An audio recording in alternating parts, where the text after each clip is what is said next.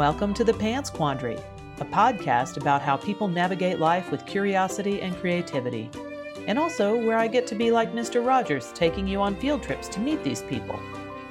I'm your host and resident nerd, Catherine Beeson. You can find me at catherinebeeson.com, or just find the link in the show notes. Happy nerding, stay curious.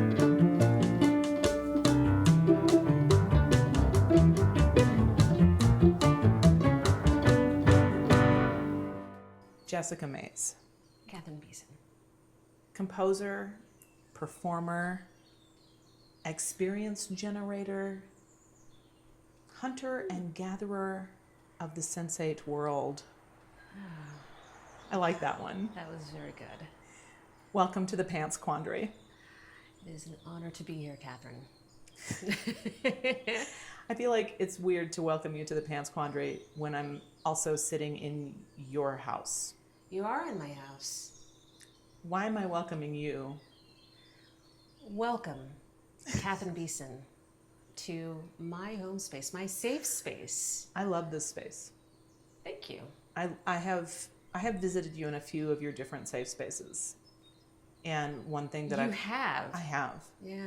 But you know, the thing that I've noticed, which if anyone is watching, they'll notice too, is that you really love plants. I do. They make me feel even more at home. It's one of the first things that I noticed about you is your ability to create an environment that is calming and welcoming and just generally healthy. I feel very healthy when I'm in your space. I feel healthier when I leave, like when I've spent some time and I walk away, feeling healthier. That makes me feel so good hearing that. There's a very intimate process allowing yourself to unwind and nest in a place and make it feel like yours. And for me, that process involves mimicking the outdoors as much as possible because for me personally, I feel, having lived a life with the brain that feels like it's super duper on, when I'm out in nature, out in them woods, like I feel like I'm able to quiet the continuous uncomfortable hum, Yeah. It becomes a different kind of hum, that's kind of outside of whatever storyline, whatever, injustices, small and large, that I'm fighting, internally, right? So you're just, because it's like, oh, well, I don't really matter, but in a really healthy way. Like I'm, like it doesn't matter. Because you're a small piece of a larger thing. There you go. So when you're out and about in the world, in the natural world, I don't even like saying natural world anymore sometimes because there's the natural world and then there's the unnatural world. My God, I mean, we've overlaid, so much industrial every single thing and technological every single thing on top of whatever might be considered the natural world. Am I making any sense at all right now? I think so, yeah. Because, a walk in nature when you live in an urban environment includes cars and buses and buzzing sounds from electronic things and beeping. So much beeping. Yeah. I don't understand the beeping. Where is it coming from? Literally everywhere. God. I guess what I'm trying to get at, even in your home space, whether you're outside in the so-called natural world, or if you're in your home space that you've set up to sort of mimic the natural world, you still are interfacing with so much technology. Yeah. Including when you're doing your composition. I mean, right? Yeah. I mean, I have a digital piano. Yeah. Right? And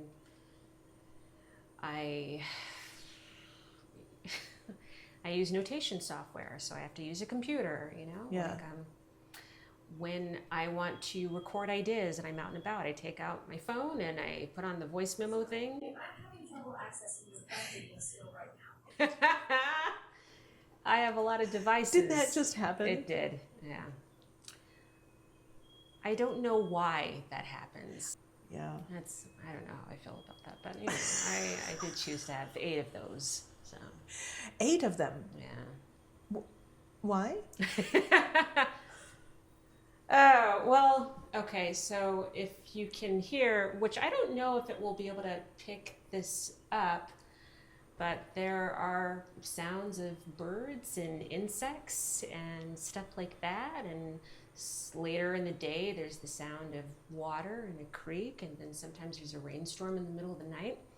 And I've experimented with creating sort of like an acoustic clock.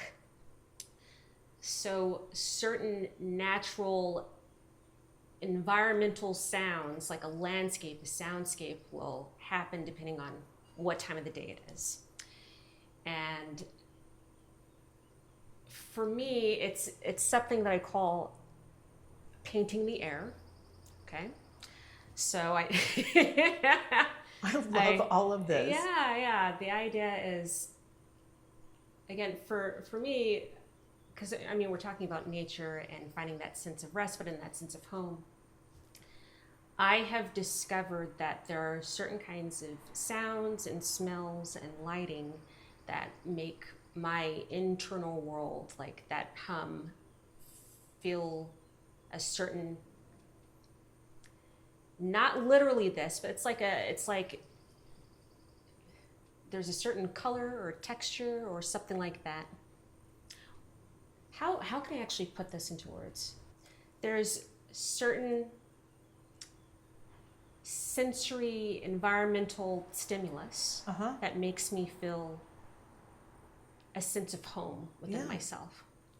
And I decided, because I noticed that when I'm outside and I hear nature, it makes me feel a certain way.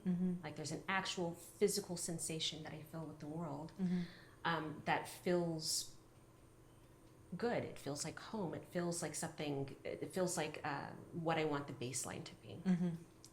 And I have been on a journey with creating environments that are, you know, informed sonically or with lighting or with smells that allow me to find and explore that sense of home. Yeah, it is really hard to not talk about the synesthesia thing, because it's just like, that is why. That's what started the whole journey. Should I just go ahead and talk about it? I don't want you to feel uncomfortable, but it's like I can't tell if I feel uncomfortable or not. Like, what is, because it's like I'm kind of not tiptoeing around it, but it's just how do I actually hold space for this sort of thing? Well, okay. My understand, if you want to talk about it, Sure. my understanding is that this was a result of your experience with COVID. Yeah. And so, and you're sure that you didn't have anything neurologically similar, or there was no synesthesia going on before COVID? So the speculation is that I probably already had some synesthesia that I didn't know. Yeah. And, you know, like there's a good chance that there are lots of people walking around who have some form of synesthesia or like a muted experience of it, or it's just like, it's at what point, unless you are really confronted with the fact that, oh, what I'm experiencing is different than what other people are experiencing. Right. There's no way that you would know, because Exactly. you're born with it. Yeah. So I always had like some sensory sensitivities, but again, it's the sort of thing where, I mean, I went to an art school, you Right. know, Everybody's like, a little bit everybody's weird. weird. Yeah. I went to a school of misfits. I'm in the music world, you know, the arts community. We're all, it's like, it was never a problem. Yeah. It's not until, you know, it's not until after COVID that what was probably a little bit already on just kind of went on hyperdrive. Yeah. And I had to relearn my body. Yes. And it's actually been a very rewarding experience in many, many different ways. There's a lot of it that, you know, sucks because I had to relearn and reorient what home feels like in the body. And that's something that we all take for granted, is that when you grow up with a certain sensory perceptions or relationship with the way that your senses engage and perceive with the environment, and there's just a lot. It's amazing how incredibly complex the human brain is. All brains, but the human brain is very, very fascinating. And there's all this stuff that's just kind of going on in the background that we take for granted. And it's not just the brain, it's your entire body. Yeah. Like your brain is also, you know, connected to your gut. It's connected to all these other different systems. We are layers and layers of systems. We have more than 5 senses, is what I got to learn, you know, during this experience. And, navigating that must be, I'm sure it's still an ongoing thing, but it must be really dizzying. Oh, yeah. Are you tired? Oh, man. Yes. Well, a part of this kicking into hyperdrive, so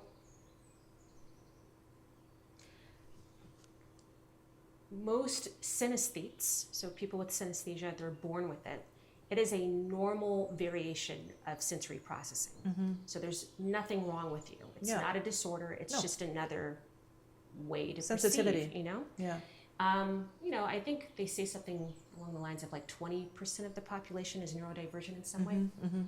It's just for some people, it poses more issues having to conform into what are considered the norms of society, or, you know, in my experience, you know, certain places are a little too bright, or they could be a little too loud, or there's just, it could be a lot of stuff.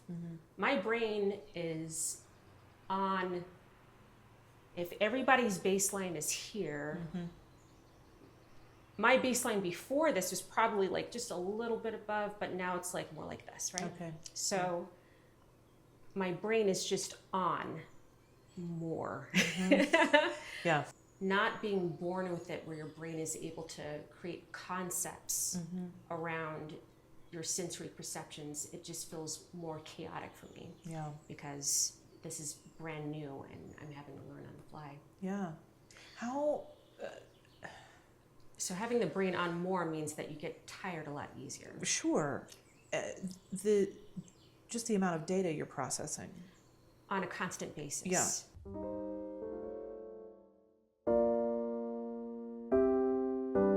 I was thinking about how Dvorak would take long walks and write birdsong onto his shirt sleeves. Yeah.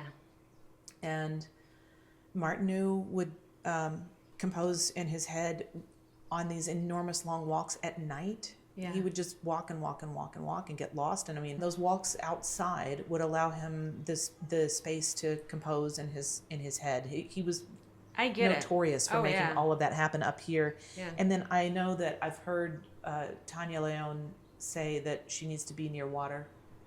Yeah. So I mean, is that kind of what you're talking about too? Just finding that the different hum you were talking about? Sure. Yeah. I mean, we were talking specifically about composers and people in the music world finding a sense of solace and respite, but also kind of like getting into a creative space. And I find that when I am feeling safest, or when I'm feeling most at ease, that's when creativity or my imagination is I'm actually able to engage with it in a better way, in a more truthful, authentic way, you know? Yeah. It's the times where I feel like a clenched fist, or I'm really trying to push things, which, I've had projects before in the past where I have had to really push myself, and I had to be a clenched fist because I have a lot going on in life. But I don't think anybody really likes that specific creative space. Yeah. So, yeah, having access to the outdoors and having an indoor space that also mimics places that feel like this other extension of home. Mm-hmm. It allows me to be creative, or it allows for that space to open up.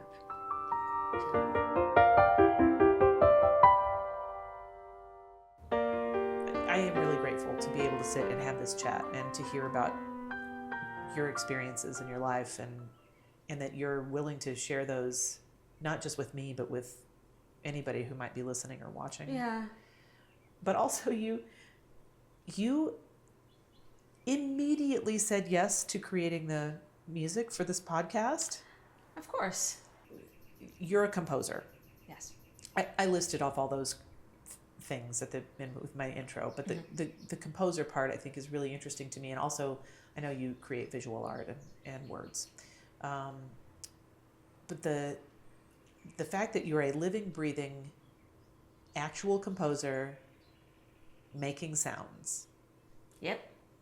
Or ideas of sounds for other people to make the sounds from, which is just that's such a weird concept. But anyway, I would love to go into the early, what was young, tiny Jessica Mays thinking about with composition before you knew to call it composition? Oh, like, how did that happen? Yeah. Well, I played. Yeah. I had that, janky little keyboard that I think was my brother and sister's. I have an older brother and sister.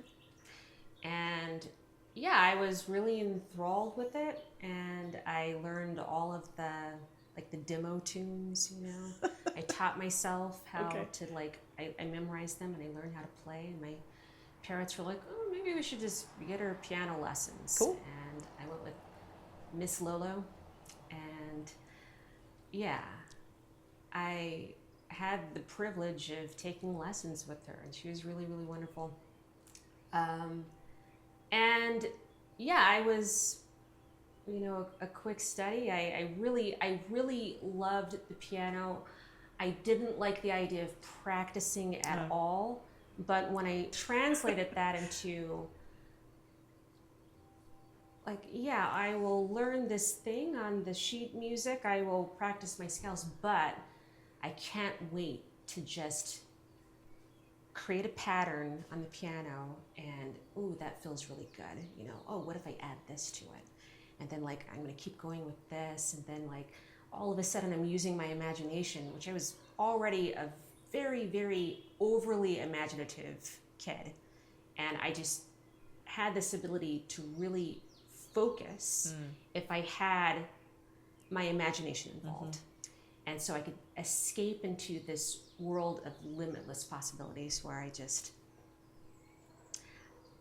I enjoyed the feeling of creating in that specific way, of producing sounds, and it's making me feel this sort of kind of alive, and I could do that for, hours. And I didn't know that was anything like composing. It was just my own thing. It was me creating stuff that made me feel good. You played. Yeah. Yeah. The 8-year-old version of me playing, I think, and this is the genius of childhood, of the child's mind. And it's something that I've try to reclaim almost in different kinds of ways by working in educational programs where oh, maybe the child is the sage sort of situation, because I try to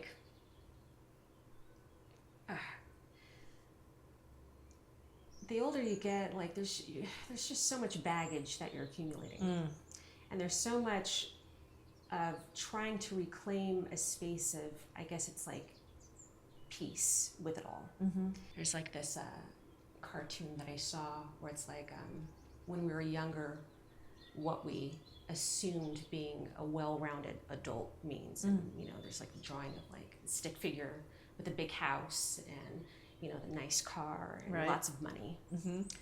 And then, the second caption is like, well, here's what it is actually. And it's like, the house is on fire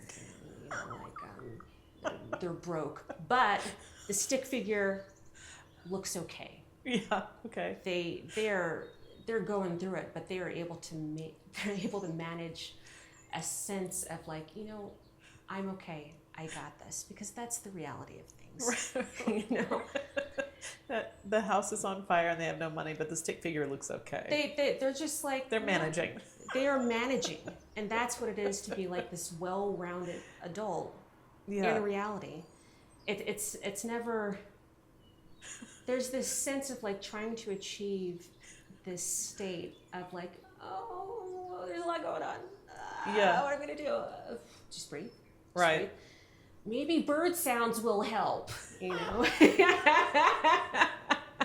And tons of plants. And tons of plants. I mean, I think and it's it working. does, but that's the thing is like, like when you're a child, for a number of reasons, you just haven't accumulated a lot of life yet. Yeah. There's that state of play where you're able to get into this space of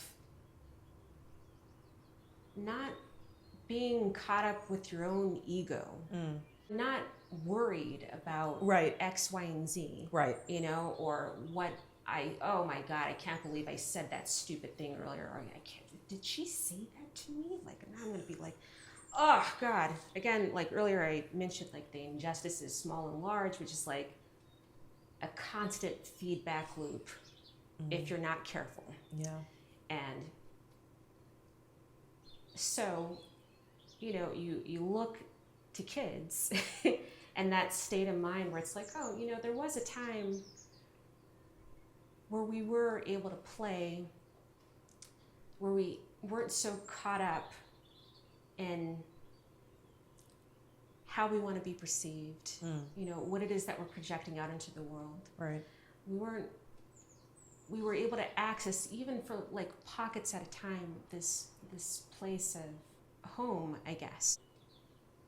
What I'm maybe exploring concepts around is this idea that, there was once a time for all of us where we did feel, where we were at home within ourselves. And because of our own egos, or because of what it is to have a human mind, we gather a lot of garbage and we learn how to sort the garbage. Not all of it is garbage, by the way. Right. A lot of stuff, but there's junk in there. Yeah. Yeah.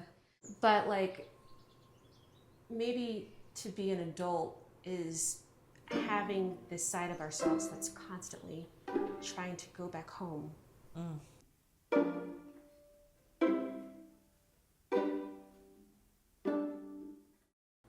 The child you in that play space. Yeah.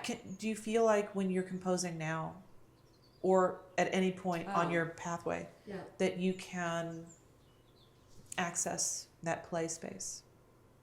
Or is that a thing that you just have to do in order to compose?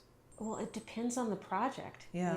Like working on the Pants Quandary jingle, I was able to play a lot more with that than, other times where, it's the height of the pandemic. I'm having to reinvent the wheel with programming, working with the job that I had. Everything feels like chaos. I'm not feeling super inspired. Every project poses its own like challenges, but also the opposite of the challenge. There's like those sweet spots where it's like, oh, well, this is why I do this. Yeah. I get it with the contract, when there's a deadline and expectations, and you can, I don't know about you, but I sometimes become so distracted by the possibility of not meeting deadline, or the possibility of not meeting expectation.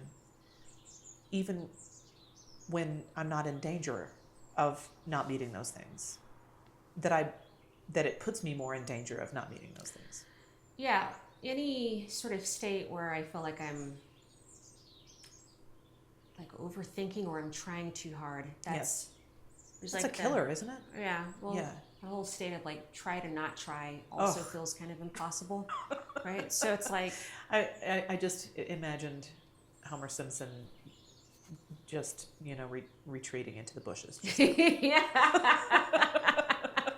Just try to not try. Just try to not try. On your website, you have a section for inputs and a section for outputs. I need to update my website. I get that, yeah. but I wanted to know how the inputs sort of help your process of discovery and then become outputs that then loop back to informing new inputs. Yeah. Yes. That's God, that's a whole other episode though. But yeah, that's I think that's when I'm truly creative, it's not just what I'm creating, it's finding kindling for the fire, Yes. right? So yeah, because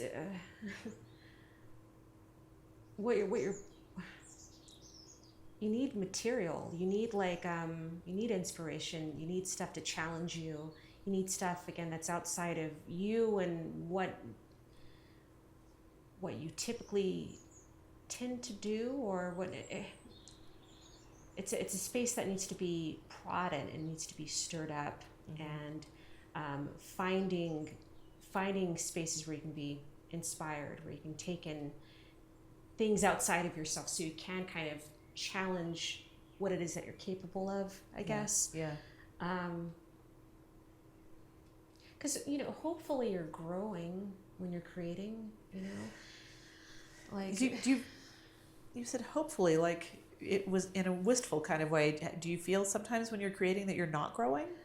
Oh, I mean, I think that you can be in a rut sometimes. Yeah. In a rut, like I don't know. That's a part of my own outcome that I'm looking for. Hopefully, with every new project that I'm allowing myself to be educated in some kind of way. Sure. Yeah, and I think that for me, that's what allows for the best creativity. Because I'm trying to think of like the little kid version of me who was playing. Because there was a form of educating yourself, but it's because play is learning as well. It's just Sure. different.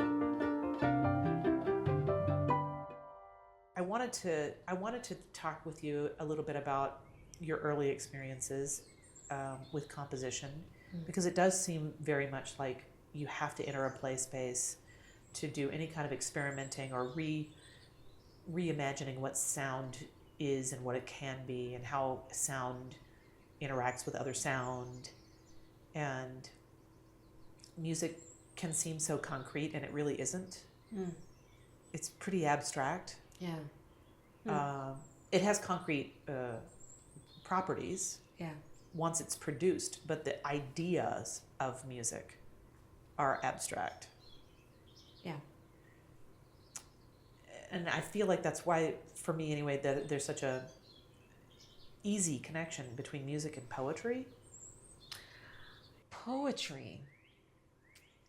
Sometimes poetry, or oftentimes poetry, hits you in a more authentic or more straightforward route than a direct sentence somehow. Like it goes directly to the heart. Do you think that that's because... Sorry, Yeah. I'm so excited right now. Do you think that that's because the room for interpretation is left to be individualized by the observer? Yeah. No, absolutely. Oh man, there's a lot to this. Yeah. Like, right. I struggle with this a lot when I'm writing, because I'm never going to be able to control what the observer takes away. Yeah. I don't care how specific my writing gets, but I really struggle with that sometimes. I want to be understood. or I want to be clear, or I want whatever this is that's buzzing in my head to be on paper in a way that it can buzz in someone else's head. Yeah. I would say that there is some elements of that sort of longing. Yeah. But I think there's a lot of relinquishing that happens too because of the fact that there's so many layers. Mm-hmm. So I, not only that, but there's so many times where I have this original idea and then I'm like, this is it, this is key, this is exactly what I'm looking for. But through the process of getting it onto paper, it's already evolved a little bit. Yeah. And then you start working with the musicians and then you get some feedback or you hear it and you want to make some different changes. And so it's shifted even more. And then like you have some more rehearsals and then you're like, okay, so like the original idea that you were thinking about is this kind of, it's being Evolving. molded, Yeah. you know, like on a constant basis.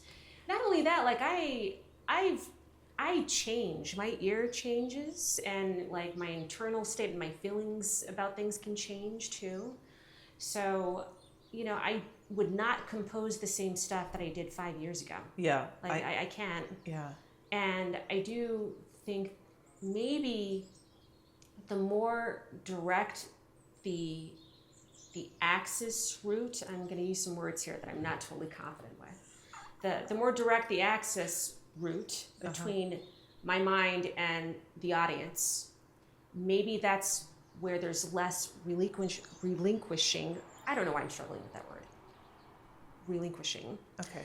And there's more like of that feeling that I do have direct control, maybe. Yeah.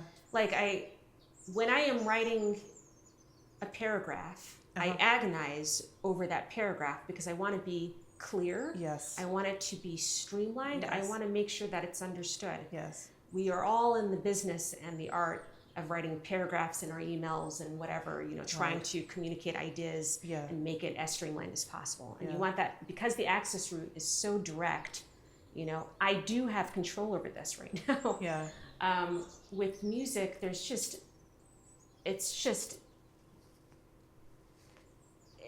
it's gonna change, and you have to be okay with that. I think the thing that I love about the music poetry, the space for interpretation, is that the observer gets to be sort of part of the living, breathing existence of that music or that poetry. Yeah. And they can bring to it their own very individualized point of view or interpretation. Yes. Yeah. And so then one piece becomes an infinite number of pieces. Yeah. Yeah. And that letting go, that letting that happen, I think is a beautiful thing, and also could be a real struggle.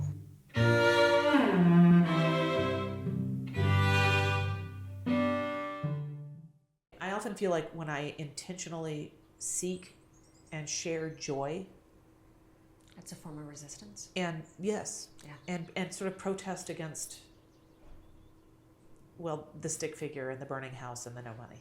Okay, you know. Yeah. And so that joy is a subversive act, that it is an act of resistance, that it is a form of protest, that's actively, intentionally seeking it and sharing it. I think for me, that's key. What is it, with all of that in mind, and where we are sort of in the world right now, what is it that brings you joy or curiosity or wonderment? Oh boy, yeah. There's so many different things.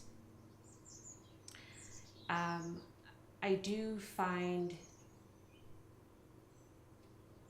really simple, silly things that do that. And it's in those silly, simple things that I've been exposed to a level of profundity that that is kind of shaping my worldview, or what my understanding of like the meaning of it all might be, or at least in one part to that answer that maybe there's a lot of layers to it. Yeah. So what would be an example of a small, silly thing? Oh, really the smallest, silliest things, like, and honestly, synesthesia has helped me see things with new eyes. Yeah, sure. Because I'm, oh, okay, actually, this room at 8:30 this time of the year, it shifts during the year, and the sun is in a different place, but the lighting of this room in the morning, if I'm here in the morning at that time, yes, there's this beautiful white golden light coming from the sun, and it hits the room in a specific way that is just beautiful. So it's just like the way the room feels, when the light hits, it's just like, oh my God, it's so beautiful. And I sit down with my coffee, and the steam in the light, in that morning light, there's like purples and pinks, and there's just, it's like, 10 years ago, I never really saw this stuff. I did, but now it's like, I'm alive, yeah, and I don't want to get weepy over this. No, but I asked you for a small and silly thing, and you have gone for what I think are huge, significant things. To observe something that you have no control over, the sun.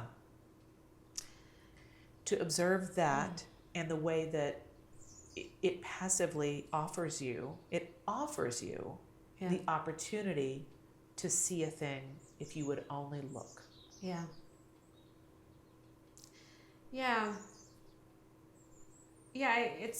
It's all,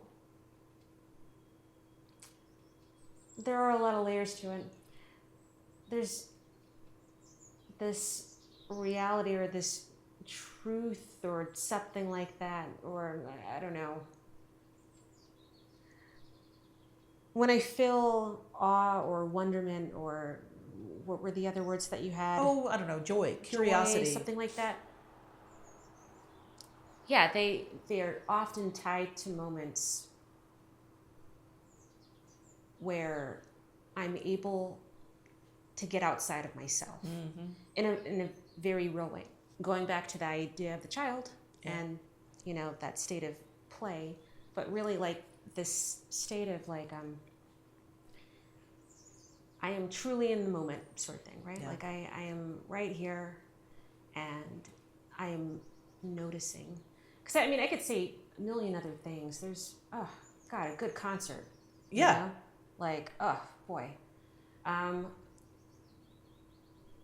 Seeing a sunset, a Right. beautiful work of art, you Yeah. know. These are things that really move me and inspire me. Yeah. But yeah, there's, at any given moment, there's like an opportunity to tap into that sense of just being present. You got to try to not try, though, right? Yeah. I cannot appreciate you enough for sitting and chatting with me on camera. It's so awkward and strange, but also amazing. Thank you very much. And thank you for the awesome music. Of course. Yay. Yeah. Where can people go to find more of your stuff? Sure. Well, there's my website, which is jessmaysmusic.com. The one you need to update. That's my that's my website. Okay. I am Jess Mays on Instagram. Awesome. And I think I'm on the YouTubes as well. Excellent. So yes, all of these different places. Okay. Very good. Thank you. Yeah, of course. And that's the episode. A million thanks to the amazing Jessica Mays for inviting all of us in to experience even a shred of her super coolness. Go check out her music and share it with everyone. Look for links in the show notes. The Pants Quandary is a brand new podcast. Thank you for listening. Special thanks to Matthew Ward for the cover art, to Jessica Mays for composing and mixing the theme music, to Susanna Klein, Sonia Stith-Williams, and Jordan Gunn for recording it, and to my cat Roxy for reminding me I've been sitting down too long obsessing over the editing process. Or maybe she's hungry. Either way, it's nice having a cat. If you like what I'm up to, please consider becoming a Backstage Pass subscriber. Your support helps keep me going, literally and figuratively. I'll be back with another episode in 2 weeks.